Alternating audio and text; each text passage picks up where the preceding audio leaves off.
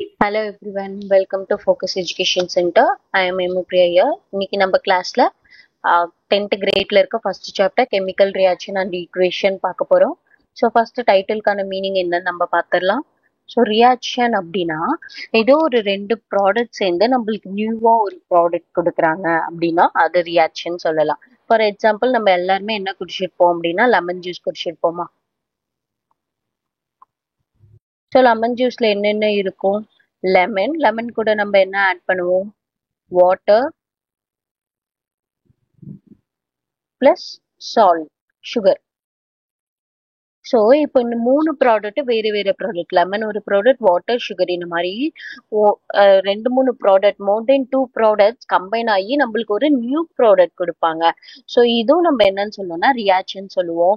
வேற என்னெல்லாம் நம்ம ரியாக்ஷன் அப்படின்னு சொல்லுவோம் அப்படின்னா, ஒரு ப்ராடக்ட் ஒரு ரியாக்டன்ட்டை பிரேக் பண்ணி நம்மளுக்கு வந்து டூ ஆர் மோர் ப்ராடக்ட்ஸ் கிடைக்கும். இது வந்து என்னன்னு சொல்லலாம், இது ரியாக்ஷன் சொல்லலாம். ஃபார் எக்ஸாம்பிள் நம்ம கடல்ல எல்லாம் என்ன இருக்கும்? சால்ட் வாட்டர் இருக்குமா. ஸோ சால்ட் வாட்டரை நம்ம என்ன பண்ணுவோம்? பிரேக் பண்ணி நம்மளுக்கு வந்து தனியா நம்ம சால்ட் எல்லாம் தனியா உப்பு எடுப்போம், தண்ணி மிச்சம் என்ன இருக்கும்? வாட்டர் இருக்கும். ஸோ இந்த மாதிரி one or two products combine ஆகி நம்மளுக்கு ஒரு நியூ ப்ராடக்ட் ஃபார்ம் பண்ணாலும் அவங்கள என்னன்னு தான் சொல்லுவோம்னா ரியாக்ஷன் தான் சொல்லுவோம். இந்த மாதிரி ஒரே ஒரு காம்பவுண்ட் வந்து அது டிவைட் ஆகி நம்மளுக்கு ரெண்டு ப்ராடக்ட்ஸ் இல்லை மூணு நாலு ப்ராடக்ட்ஸ் கொடுக்குறாங்க அப்படின்னா அவங்கள என்னன்னு தான் சொல்லுவோம்னா ரியாக்ஷன்ஸ் தான் சொல்லுவோம்.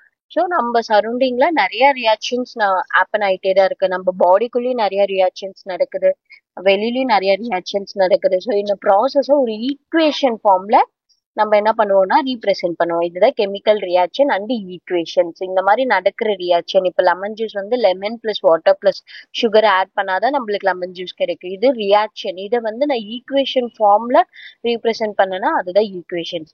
ஸோ எப்படி நம்ம ரீப்ரெசென்ட் பண்ண போறோம் அப்படின்றத இந்த சாப்டர்ல பார்க்க போறோம். ஸோ அதெல்லாம் தெரியறதுக்கு முன்னாடி நம்மளுக்கு வந்து அந்த ரியாக்ஷன் வந்து பிசிக்கல் ரியாக்ஷனா கெமிக்கல் ரியாக்ஷனான்னு நம்மளுக்கு ஃபர்ஸ்ட் தெரியணும். ஸோ பிசிக்கல் ரியாக்ஷனுக்கும் கெமிக்கல் ரியாக்ஷனுக்கும் இருக்க டிஃபரன்ஸ் பார்க்கலாம். பிசிக்கல் ரியாக்ஷன் வந்து temporary and chemical reactions are permanent. இப்போ பிசிக்கல் ரியாக்ஷன் டெம்பரவரி அப்படின்னா நம்ம ஒரு ப்ராடக்டை நம்ம பண்ணிட்டோம் அப்படின்னா, இப்போ ஃபார் எக்ஸாம்பிள் மெல்டிங் ஆஃப் ஐஸ்ன்னு எடுத்துக்கோங்களேன். அது ஒரு ரியாக்ஷன் தானே. ஐஸ் வந்து சாலிட் ஸ்டேட்ல இருக்கு, அது வந்து என்ன ஆகும்? மெல்ட் ஆச்சுன்னா லிக்விட் ஸ்டேட்டுக்கு ஆகும். அப்போ ஸ்டேட் வந்து இங்க வேரி ஆகுது. ஓகேவா? ஸோ அப்ப நம்ம திரும்பி அந்த வாட்டரை வந்து ஐஸ் ஸ்டேட்டுக்கு நம்மளால கொண்டுட்டு வர முடியும். நான் திரும்பி அந்த வாட்டர் எடுத்துட்டு போய் ஃப்ரிட்ஜ்ல வச்சுட்டேன் அப்படின்னா அது என்ன ஆயிடும்னா ஐஸ் ஆயிடும். ஸோ இந்த மாதிரி நியூவா வர ப்ராடக்டை திரும்பி அவங்களோட பழைய ஸ்டேட்டுக்கே எடுத்துட்டு போக முடியுது அப்படின்னா அவங்கள என்னன்னு சொல்லலாம் அப்படின்னா பிசிக்கல் ரியாக்ஷன் சொல்லலாம். கெமிக்கல் ரியாக்ஷன் பார்த்தோம்னா இப்ப வந்து மில்க் வந்து நம்ம கர்டா சேஞ்ச் பண்றோம்ல, அகைன் அந்த கர்டை நம்மளால மில்கா கொண்டுட்டு வர முடியுமா? கேட்டா முடியாது. ஸோ இந்த மாதிரி எது வந்து திரும்பி நம்ம பழைய பதிக்கு எடுத்துட்டு வர முடியாது. ஒரு ரியாக்ஷன் இருந்து வேறு ஸ்டேட்டுக்கு சேஞ்ச் ஆயிருப்பாங்க, பழைய ஸ்டேட்டுக்கு அவங்கள சேஞ்ச் பண்ண முடியாததுதான் பர்மனன்ட் ரியாக்ஷன். ஸோ இது இன்னொரு டேர்ம்ஸ்ல எப்படி சொல்லலாம் அப்படின்னா physical reaction can be reversed and chemical reaction can not be reversed. அதுதான் இங்க கொடுத்து. ஓகே. பிசிக்கல் ரியாக்ஷன்ல என்ன ஆகும் அப்படின்னா நியூவா என்ன ஒரு ப்ராடக்ட்மே சேஞ்ச் ஆகாது. சும்மா அது ஸ்டேட் மாறி இருக்கோ இல்ல வேற ஏதாச்சும் பிசிக்கல் கலர் மாறி இருக்கலாம், டேஸ்ட் மாறி இருக்காது, கலர் மாறி இருக்கலாம். இந்த மாதிரி சும்மா நார்மல் சேஞ்சஸ் தான் நடக்கும். நியூ சப்ஸ்டன்ஸ் எதுவுமே ஃபார்ம் ஆகாது. ஆனா கெமிக்கல் ரியாக்ஷன்ல அப்படி இல்லை. ஏதாச்சும் ஒரு ஆட்டம் வந்து ஜாயின் ஆயிருக்கும். இப்ப நம்ம ஃபார் எக்ஸாம்பிள் கெமிக்கல் ரியாக்ஷன் வந்து மில்க் பிளஸ் கர்டுன்னு எடுத்துக்கிட்டோமா. ஸோ ரெண்டையும் நம்ம என்ன பண்ணுவோம்? மில்க் கூட கொஞ்சம் கர்ட் நம்ம ஆட் பண்ணி வச்சோம்னா நெக்ஸ்ட் டே அந்த என்டையர் மில்க்குமே கர்டா மாறி இருக்கும். ஸோ அப்போ அதோட கலர் மாறி இருக்கும் அண்ட் டேஸ்ட் மாறி இருக்கும், கெமிக்கல் காம்போசிஷன் மாறி இருக்கும். அங்க வந்து காம்போசிஷன் ஒரு ஆட்டம் வந்து இன்னொரு ஆட்டம் கூட ஜாயின் ஆகுறதோ இல்ல பிரேக் ஆகுறதோ இந்த மாதிரி கெமிக்கல் ப்ராசஸ் நடந்திருக்கும். ஸோ இதனால நம்மளுக்கு என்ன ஆகும்னா நியூ ப்ராடக்ட் வந்து ஃபார்ம் ஆகும். ஸோ ஏதோ நியூ ப்ராடக்ட் ஃபார்ம் ஆச்சுன்னா அவங்கள என்னன்னு சொல்லலாம்னா கெமிக்கல் ரியாக்ஷன் சொல்லலாம். ஸோ கெமிக்கல் ரியாக்ஷன்னா என்னன்னு சொல்லலாம்? சேஞ்ச் இன்வால்வ்ஸ் இந்த இன்வால்வ்ஸ் கெமிக்கல் சேஞ்ச். ஏதாவது ஒரு கெமிக்கல் சேஞ்ச் நடந்துச்சுன்னா அதை கெமிக்கல் ரியாக்ஷன் சொல்லுவாங்க. ஸோ சிம்பிளா பிசிக்கல் சேஞ்சுக்கும் கெமிக்கல் சேஞ்சுக்கும் இருக்க டிஃபரன்ஸ் பார்க்கணும்னா ஒரு நியூவா ஃபார்ம் ஆகுற ப்ராடக்ட்டை திரும்பி அதோட பழைய ஸ்டேட்டுக்கு எடுத்துட்டு போக முடியும் அப்படின்னா அவங்க physical change. It can be also known as reversible. And chemical சேஞ்ச்னா ஒரு டைம் ஒரு ப்ராடக்ட் ஃபார்ம் ஆயிடுச்சுன்னா அது திரும்பி பழைய ஸ்டேட்டுக்கு எடுத்துட்டு வர முடியாது. So it is called as chemical change. It is permanent. Physical change temporary, chemical change permanent. So இந்த மாதிரி பிசிக்கல் சேஞ்ச்ல இன்னொரு ஆட்டமோ பாண்ட் ஆகுறதோ இல்ல பிரேக் ஆகி வெளியில போறதோ அந்த மாதிரிலாம் நடக்காது, மேக்சிமம் நடக்காது. ஸோ அதனால அங்க வந்து எனர்ஜி ரிலீஸ் ஆகுறதோ அப்சர்வ் ஆகுறதோ எதுவும் இருக்காது.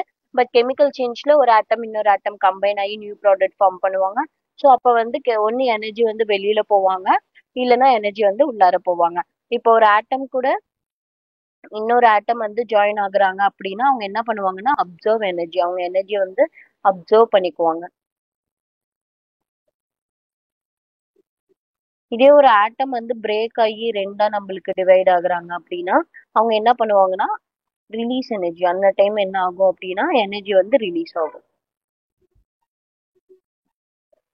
ஸோ கெமிக்கல் சேஞ்ச்ல தான் இந்த பாண்ட் பிரேக் ஆகுது இல்ல பாண்ட் ஃபார்ம் ஆகுறது நடக்கும். பிசிக்கல் சேஞ்ச்ல என்னோட பாண்ட் பிரேக்கேஜ் ஒரு பாண்ட் ஆகுறது எதுவுமே நடக்காது. ஸோ நெக்ஸ்ட் இப்போ நம்மளுக்கு கொஞ்சம் கொஸ்டின்ஸ் இருக்கு. இது நம்ம வந்து பிசிக்கல் சேஞ்சா கெமிக்கல் சேஞ்சான்னு பார்க்கலாம். ஸோ ஃபர்ஸ்ட் கொஸ்டின் என்னன்னா when ice melts into water it is a chemical or physical change ன்னு கேட்டிருக்காங்க. ஸோ ஐஸ்ல நம்மளுக்கு என்னதான் இருக்கும், H2O தான் இருக்கும். ஆனா என்ன ஃபார்ம்ல இருப்பாங்கன்னா சாலிட் ஸ்டேட்ல இருப்பாங்க. வாட்டர்லயும் நம்மளுக்கு H2O தான் இருப்பாங்க, ஆனா என்ன ஃபார்ம்ல இருப்பாங்கன்னா லிக்விட் ஸ்டேட்ல இருப்பாங்க.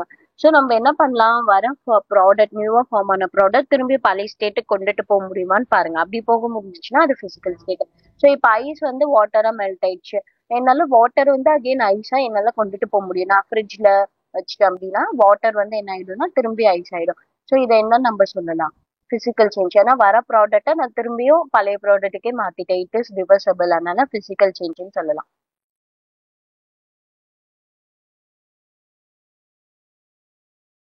Next second question. செகண்ட் கொஸ்டினோட ஆன்சர் பாருங்க. அயன் வந்து ரஸ்ட் ஆகுது வென் எக்ஸ்போஸ்டு டு ஏர்ன்னு சொல்லியிருக்காங்க. ஸோ அயன்னா இரும்பு. இரும்புலாம் நம்ம வீட்ல எல்லாம் நிறைய இடத்துல இரும்பு யூஸ் பண்ணியிருப்போம். ஸோ இரும்பு வந்து எப்பனா ஒரு மாய்ஸ்ட் ஏர் கூட மழை பெய்யறப்போ தண்ணி கூடயும் ஒரு ஈரமான ஏர் கூடயும் கம்பைன் ஆகுறப்ப என்ன ஆகும்னா பிடிச்சு போவோம். அது மேல ஒரு ப்ரௌன் கலர்ல ஒரு லேயர் ஃபார்ம் ஆகும். இதைதான் நம்ம என்னன்னு சொல்லணும்னா ரஸ்டிங் ஆஃப் அயன். இப்படி அந்த அயன் ஃபார்ம் ஆயிடுச்சு அப்படின்னா அந்த அயனை நம்ம திரும்பி பழைய ஸ்டேட்டுக்கு கொண்டுட்டு வர முடியாது. என்ன பண்ணணும், அதை தூக்கி போட்டுட்டு வேற ஒண்ணுதான் புதுசா வாங்கி நம்ம யூஸ் பண்ணணும். அந்த மாதிரி தான் இருக்கும். So it cannot be reversed. So it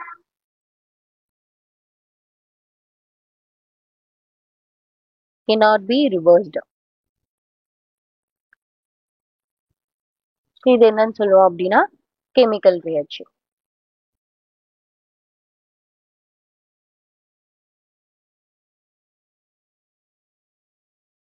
Okay. Next, dissolving. Does dissolving salt in water change the salt chemical composition? இப்போ வாட்டர்ல சால்ட்டை வந்து நீங்க ஆட் பண்றீங்க. ஸோ இப்போ நார்மல் வாட்டர் இருக்கு, ட்ரிங்கிங் வாட்டர், அதில் நம்ம சால்ட்டை ஆட் பண்ணிட்டோம். இப்போ அது என்னவா ஆயிடுச்சு அப்படின்னா சால்ட் வாட்டர் ஆயிடுச்சு. ஆனால் சால்ட்ல இருக்க NaCl, வாட்டர்ல இருக்க H2O, இது ரெண்டு தான் எதுல இருக்கும், சால்ட் வாட்டர்லயுமே இருக்கும். நம்ம சில ப்ராசஸ் மூலியமா அகைன் நம்ம அந்த சால்ட் வாட்டரை தனியா, சால்ட் தனியா, வாட்டர் தனியா நம்மளால டிவைட் பண்ணிக்க முடியும். ஸோ இந்த மாதிரி நம்ம ஃபார்ம் ஆகுற ப்ராடக்ட் திரும்பி பழைய ஸ்டேட்டுக்கு எடுத்துட்டு போற மாதிரி இருந்தா அவங்கள நம்ம என்னன்னு சொல்லுவோம், physical change, physical reaction term பண்ணுவோம். அதுல அப்ப பிசிக்கல் ரியாக்ஷன்ல காம்போசிஷன் சேஞ்ச் வந்து நம்மளுக்கு நடக்காது. கெமிக்கல் ரியாக்ஷன்ல மட்டும்தான் ஒரு ஆட்டம் இன்னொரு ஆட்டம் கூட சேர்றதோ இல்ல வந்து பிரேக் ஆயிட்டு வெளியில போறதோ இந்த மாதிரி ப்ராசஸ்ல இருக்கும். பிசிக்கல் சேஞ்ச்ல அந்த மாதிரிலாம் எதுவுமே இருக்காது. பிசிக்கல் ப்ராப்பர்ட்டிஸ் மட்டும்தான் சேஞ்ச் ஆகும். ஸோ இதுல என்ன இருக்காது அப்படின்னா நோ டிஃப்ரெண்ட் கெமிக்கல் காம்போசிஷன்.